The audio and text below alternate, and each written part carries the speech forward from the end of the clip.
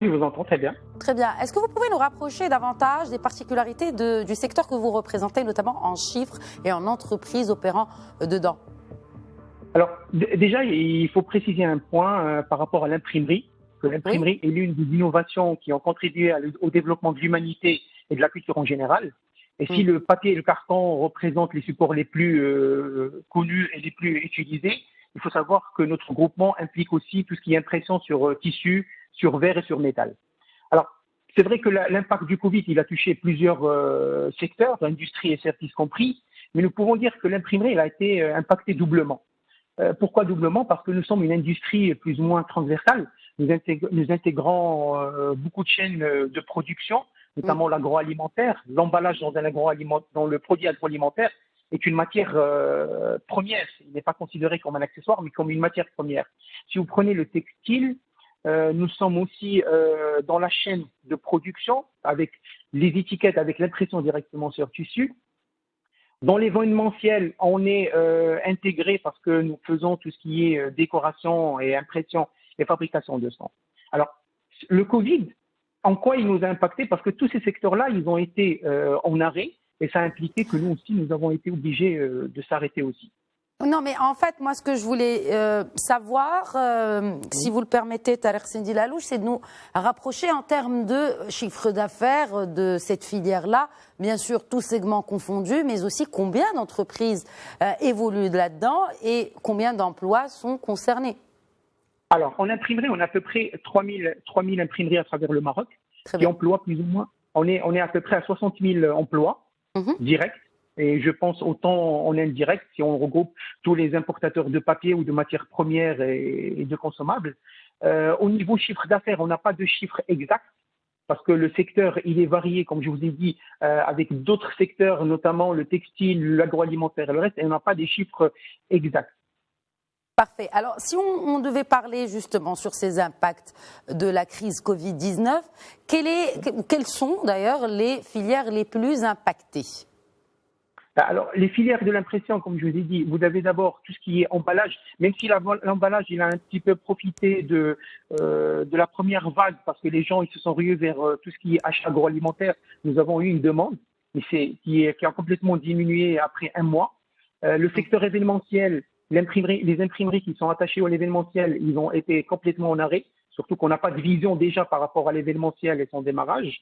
La presse, les imprimeries de journaux, ils ont été en arrêt, comme vous venez de citer dans votre reportage. Ce qui s'est passé, c'est qu'il y a eu cette polémique que comme quoi le papier permettait la transmission du virus. Et je peux vous dire, il y a des choses qui sont plus ou moins aberrantes parce qu'il y a des gens que même pour les cartes visites, ils ne voulaient plus imprimer des cartes visites qui sont des produits très basiques. Ils ne voulaient plus les imprimer parce que pour eux, ça allait transmettre le virus.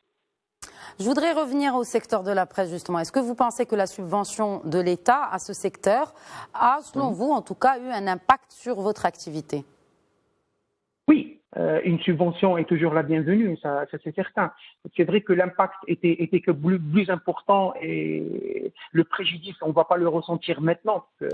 Pour redémarrer une machine, je vous donne par exemple une machine rotative, quand elle est en arrêt, pour la redémarrer, on n'a pas besoin de 4 ou 5 jours, on a besoin de un mois et demi pour régler la machine et plus ou moins retrouver tout le dynamisme de la distribution et de l'impression. Alors, pour justement savoir un peu plus, combien pensez-vous que représente la part de marché de la production nationale sur, par exemple, le livre scolaire? On le sait, qui est largement demandé par rapport à d'autres formes de livres. Alors, ce qu'il faut savoir, le livre scolaire a une particularité, c'est que le livre scolaire, nous avons constaté, suite à une étude qui a été menée par la CGN et par le ministère de l'Industrie, qu'il y avait une grande partie qui était imprimée à l'étranger. Et nous avons, avec l'appui du ministère de l'Industrie, nous sommes en train de mettre une préférence nationale pour pouvoir rapatrier et relocaliser l'impression du livre scolaire au Maroc. Et ça représente à peu près, en chiffre d'affaires, rien que pour l'impression, à peu près de 450 millions de dirhams. Est-ce que c'est compétitif? Est-ce que l'offre marocaine est compétitive justement par rapport aux autres auxquels nous avons l'habitude d'avoir affaire? Oui, je peux dire, elle n'est pas compétitive sur certains points, mais elle l'est sur d'autres. Nos concurrents par rapport aux livres scolaires sont surtout les Italiens et les Espagnols. Pourquoi? Parce que c'est des industries, c'est des imprimeries qui sont vraiment intégrées. Elles impriment presque pour toute l'Europe. Ils ont du matériel beaucoup plus performant, ça on le sait, mais ils ont aussi des subventions de leur pays, notamment au niveau de l'achat du terrain, du foncier, au niveau des subventions par rapport à l'export. Nous, au Maroc, on n'a pas encore ces outils, ce qui nous pousse à ne pas être compétitifs. Mais je dirais, pour cette année, nous nous sommes engagés avec le ministère de tutelle que s'il y a une mesure de sauvegarde, s'il y a une préférence nationale pour le livre scolaire au Maroc, tous les imprimeurs sont prêts à investir et nous pourrons dans 1 an, 2 ans maximum être aussi compétitifs que les Italiens et les Espagnols. Donc il y a un double effort à faire du côté bien sûr des entreprises mais aussi du côté de l'État. Alors hors Covid-19, quelles sont les difficultés du secteur? Alors, les difficultés du secteur, je dirais le premier concurrent du secteur, c'est le digital. Absolument. Vous savez, surtout dans le marketing, dans les produits marketing, ce qu'on appelle nous les produits de labeur, le digital a plus ou moins pris une grande part de notre chiffre d'affaires parce que quand vous imprimez par exemple un flyer sur du papier, vous n'avez pas cette analyse d'impact. Contrairement si vous faites une pub sur Facebook ou sur les réseaux sociaux, vous avez un impact mesurable. Et les annonceurs, ils ont besoin de ces informations pour pouvoir mesurer l'impact de leur publicité. Le digital aussi, il s'est accentué avec le Covid. Comme je l'ai dit tout à l'heure, cette polémique de transmission de virus par le papier a poussé pas mal d'organismes à basculer leur contenu vers du digital. Nous avons vu le cas des journaux, des grandes surfaces qui imprimaient, qui distribuaient leurs journaux ou leurs catalogues de produits ont basculé vers des fichiers PDF. Nous avons même les restaurants qui ont basculé vers des QR codes où vous pouvez les scanner pour avoir votre menu. Et tout ça a vraiment impacté, est en train d'impacter le secteur. Mais je veux dire, oui, alors vous avez quand même vu venir cette menace du digital. Est-ce que, certes, elle s'est accentuée, mais il y a aussi d'autres freins, notamment par rapport à l'accession de marché. Certaines imprimeries sont tout simplement frileuses des marchés publics à cause notamment des délais de paiement. Il n'y a pas que le délai de paiement qui pousse les imprimeurs plus ou moins à ne pas… En tout cas. Entre autres, on est bien d'accord. Mais disons que l'offre publique ne mettait pas en adéquation et ne mettait pas en valeur le produit marocain. C'est-à-dire le choix était ouvert. On pouvait, des agences de sous-traitance pouvaient soumissionner aux appels d'offres et aller sous-traiter en Turquie, au Liban et ainsi de suite. Le projet de loi qui est en train d'être mis en place a bien mentionné ça, que la préférence doit être une préférence nationale dans tout ce qui est commande d'État. Et je pense que ça sera une décision qui aidera toutes les industries, pas rien que l'imprimerie.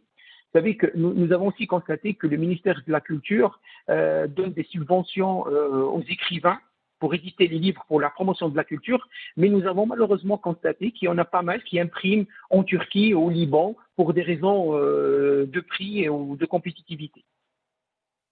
Alors, vous parlez des métiers de l'impression en tant qu'industrie, et comme toute industrie aujourd'hui qui s'organise au Maroc, est-ce que vous avez commencé à mettre en place un écosystème dédié à ce secteur-là, cette filière ? Alors effectivement, nous avons, suite à une étude qui a été entamée par la CGM et la FIFAGE, qui est la Fédération des industries graphiques, des industries forestières, graphiques et emballage, à laquelle nous sommes affiliés, un écosystème qui regroupe les différents secteurs.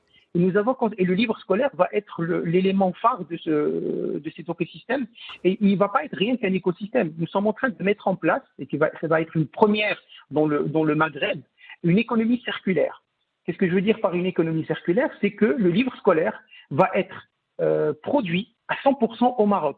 On aura du papier recyclé, issu des recyclages du papier, de vieux journaux sur le territoire marocain, fabriqué dans une usine qui reste la seule usine malheureusement qui est basée à Tanger pour la production du papier recyclé, à part des imprimeurs marocains, et ça va être distribué sur le territoire marocain. Et ça va être la première, on va être même par rapport à nos voisins, nous serons les leaders dans ce domaine.